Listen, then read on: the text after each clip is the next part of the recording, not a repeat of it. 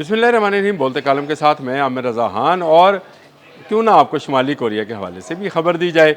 शुमाली Korea की खबर बड़ी दिलचस्प है कि उसने अपनी एटमी सलाहियतों को मज़ीद बढ़ाने का ऐलान किया है और उसके लिए उसकी जो कौंसल है, सिक्योरिटी कौंसल, उसने बाकायदा मंजूरी दे दी है और कहा है कि वो अपनी एटमी सलाहियतों को बढ़ाएगा। ये खबर एक तरफ रखते हैं। एक खबर ये है कि बेल्जियम ने पाबंदी आयद कर दी है किस पर, इसराइल पर, कि वो उसके जहाज़ों के जो उसकी एयर स्पेस है उसको इसलिए इस्तेमाल नहीं किया जा सकता कि उसमें से कोई वेपन्स जो हैं इसराइल को जाएं। यानी बेल्जियम ने मुकम्मल तौर पर यह पाबंदी आयद की है कि किसी ऐसी जहाज़ को बेल्जियम में ना ही कोई सहूलत फराम की जाएगी, ना उतरने दिया जाएगा जिसमें इसराइल के लिए असला होगा। होता यह है कि बरतानिया या दूसरे ममालिक जो असला भेजते हैं इसराइल को, वो बेल्जियम में स्टे करता है। अभी भी 2 जहाज़ जो हैं बेल्जियम ने रोके। ये खबरें भी मीडिया पर मौजूद हैं, लेकिन शुमाली कोरिया के टीवी ने जो है इस खबर को आज हाईलाइट किया है और उन्होंने बताया है कि बेल्जियम ने बाकायदा ये पाबंदी जो है इसको इम्पोज कर दी, यानी इस पाबंदी पर इतलाक़ शुरू कर दिया है, जो कि इसराइल के लिए एक बड़ा धचका साबित होगा। यूरोप से किसी मुल्क का इस तरह से इसराइल पर पाबंदी आयद करना और अपनी एयर स्पेस को इस्तेमाल ना करने देना, ये हमारे लिए तो बड़ी खुशी की खबर है, लेकिन इसराइल के लिए एक अलार्मिंग है कि आहिस्ता आहिस्ता यूरोप उसके चुंगल से बाहर निकल रहा है। बेल्जियम ने ईरान पर होने वाले हमले को गैर कानूनी करार दिया था और कहा था कि नेतन्याहू गलत कर रहे हैं कि वो ईरान पर हमलावर हैं, और अब इसलिए उन्होंने बरतानिया से आने वाले 2 जहाज़ों को जो है रोका है। होता ये रहा है कि बेल्जियम आने वाले जो जहाज़ थे वो रुकते थे, यहाँ से फ्यूल लेते थे या बाकी सर्विसेज लेते थे, लेकिन उनको चेक नहीं किया जा सकता था, यानी ये वहाँ से दोबारा फ्लाई करते थे और चले जाते थे। लेकिन अब बेल्जियम में इन जहाज़ों को चेक किया जाएगा कि क्या इसमें वेपन्स तो नहीं है। 2 बरतानवी जहाज़ जो हैं उनको रोका गया है। ये ख़बर मैंने कहा मैं ये भी अच्छी खबर है।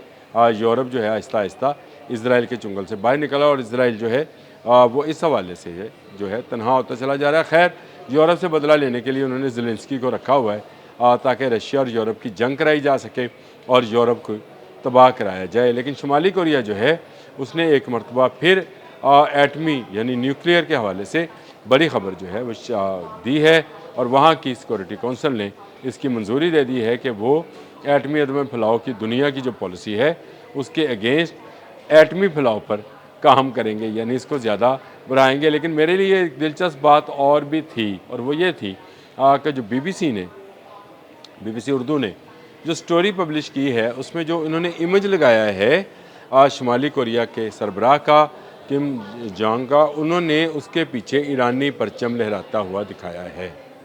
तो क्या शुमाली कोरिया ईरान की न्यूक्लियर के हवाले से मदद कर रहा है? और जो फैलाव की बात की जा रही है उसमें टेक्नोलॉजी ईरान को शिफ्ट करने की भी बात है। ये है वो सवाल जो कि इस तस्वीर को देखकर मेरे जहन में भी आया। यकीनन ये तस्वीर जब मैं आपको भी दिखाऊंगा तो आपके भी जहन में यही सवाल उठेगा कि क्या शुमाली कोरिया एटमी वॉरहेड के हवाले से ईरान की मदद कर रहा है। जो तस्वीर जारी की गई उसमें शुमाली कोरिया के सरबराह के पीछे ईरानी परचम का कोई तुक बनता नहीं है, ख़ासकर उस ऐसी खबर के साथ जो कि एटमी फैलाव के हवाले से हो। उसमें ईरान के का इमेज, ईरानी झंडे का इमेज जो आना है वो एक नए सवाल को जन्म देता है। बल्कि मैं ये समझता हूँ कि शायद ये शुमाली कोरिया ने बता दिया है कि वो सिर्फ एटमी अपने लिए एटमी मवाद को जो है वो वॉरहेड में तब्दील नहीं कर रहा, बल्कि ईरान के लिए भी ये काम कर रहा है। हो सकता है मेरा अंदाज़ा गलत हो, लेकिन इस तस्वीर को जारी किए जाने का, जो कि यकीनन BBC ने नहीं बनाई, किसी बाहर की एजेंसी या शुमाली कोरिया के किसी चैनल से ली गई हुई तस्वीर होगी, लेकिन इस तस्वीर के पीछे झंडे का होना जो है एक बड़े सवाल को ज़रूर जन्म दे रहा है। और किम जोंग आन, जिनको हम प्यार से बबलू भाई कहते हैं, उन बबलू भाई ने इस तस्वीर को जारी करवा कर मेरा ख्याल है ये साबित किया है कि वो अमेरिका के ख़िलाफ़ ईरान की मदद करने जा रहे हैं और ईरान की जो एटमी क़ुव्वत है उसमें मज़ीद इजाफ़ा करने जा रहे हैं। वो अपनी एटमी क़ुव्वत में तो आए रोज़ इजाफ़ा करते ही चले जा रहे हैं। मैंने पिछले दिनों भी एक व्लॉग में ये बताया था कि बहुत तेज़ी के साथ शुमाली कोरिया एटमी आबदोज़ बना रहा है और एटमी मिज़ाइल्स के तजर्बात कर रहा है। उसके ये तजर्बात हर आने वाले दिन के साथ इस तरफ नॉर्थ चाइना की सी की तरफ जापान, कोरिया, ताइवान और अमेरिका के लिए मुश्किलात पैदा कर रहे हैं। आने वाले दिनों में इस तरफ आबने मलाका या आबने तोशिमा ये दोनों शुमाली कोरिया के वजह से बंद होंगी और शुमाली कोरिया इन पर बाकायदा टैक्स लिया करेगा। जापान को इसका इदराक है, इसलिए उसने अमेरिका से कहा है कि किसी न किसी तरीके से शुमाली कोरिया को रोका जाए। लेकिन शुमाली कोरिया को कौन रोकेगा? दुनिया की किसी भी एटमी माहदे में शुमाली कोरिया दस्तखत कुनंदा नहीं है।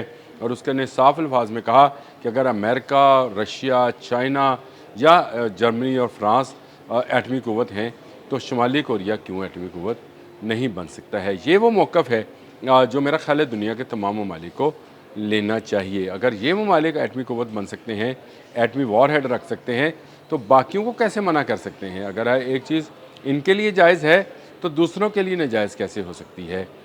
यही बबलू भाई का मौक़िफ़ है और इसीलिए वो हर आने वाले दिन के साथ कोई ना कोई मसाइल जो है टेस्ट करते हैं। और पिछले दिन उन्होंने ICBM भी टेस्ट किया है, यानी इंटरकॉन्टिनेंटल बैलिस्टिक मिसाइल जो अमेरिका तक जा सकता है, जिसकी रेंज 12,000 किलोमीटर से भी ज़्यादा है। और उन्होंने ये बात दावे के साथ कही कि अगर उन पर हमला हुआ तो वो अमेरिका की ईंट से ईंट बजा देंगे। ये बिल्कुल वैसी ही बात है जैसे ट्रंप ने कहा है कि अगर उन पर हमला हुआ तो वो ईरान पर हमलावर होंगे। लेकिन शुमाली कोरिया तो खुल्लम खुल्ला ये बात कर रहा है कि वो एटमी वार हेड बना रहा है। वो आए रोज़ बैलिस्टिक और क्रूज़ मिसाइल्स के नए नए तजर्बात कर रहा है। एटमी आबदोज़ पर काम वो तेज़ी के साथ कर रहा है, तो उसको रोकना जो है ये अमेरिका के बस की बात नहीं है। इसकी वजह यह है कि जिसके पास एटमी वार हेड हो, अमेरिका उसके करीब नहीं आता है। अमेरिका उसके करीब जाता है या उसको धमकाता है जिसके पास एटमी क़ुव्वत ना हो। ईरान के पास अभी तक इस बात के सबूत नहीं है कि उसके पास ये एटमी क़ुव्वत वॉर हेड की सूरत में है या नहीं है। डोनाल्ड ट्रंप ने भी पिछले दिनों अपने एक इंटरव्यू में ये कहा था कि ईरान के पास एटमी वॉर हेड नहीं है, अगर होते तो वो चला देता। इसका मतलब ये है कि इस बात की पूरी तसल्ली की इन्होंने कि इसके पास एटमी वॉर हेड नहीं है। अब ये कहते हैं कि ज़ुर्दा यूरेनियम इनके हवाले कर दिया जाए ताकि बिल्कुल नहत्ता हो कि ईरान जो है उनके सामने एक बकरी की तरह जो है लेट जाए, जिसे वो जब चाहेंगे ज़िबा कर लेंगे। लेकिन शुमाली कोरिया के जो बबलू भाई हैं हमारे किम जोंग उन, उन्होंने जो तस्वीर जारी की है उसमें ईरानी झंडा और एटमी जो है ख़बर ये दोनों मिक्स कर दिए हैं। ये एक बड़ी जो है डेवलपमेंट है। मैंने कहा इस पर बात की जाए। एक वो जो कि इसराइल के हवाले से थी, इसमें इसराइल के पर पाबंदियाँ आयद की हैं बेल्जियम ने और अपनी एयर स्पेस बंद की है। और दूसरी तरफ ये तस्वीर जिसने आज मुझे बहुत खुशी हुई देखकर, BBC उर्दू पर यह तस्वीर इस वक्त भी मौजूद है, जिसमें जो है आप देख सकते हैं कि बबलू भाई की यानी किम जोंग उन के पीछे जो है ईरानी परचम लहरा रहा है। ये इस सारी सूरत हाल में मैं ये समझता हूँ कि आने वाला वक्त अमेरिका के लिए मज़ीद मुश्किलात लेकर आएगा, इसराइल के लिए मज़ीद मुश्किलात पैदा होंगी।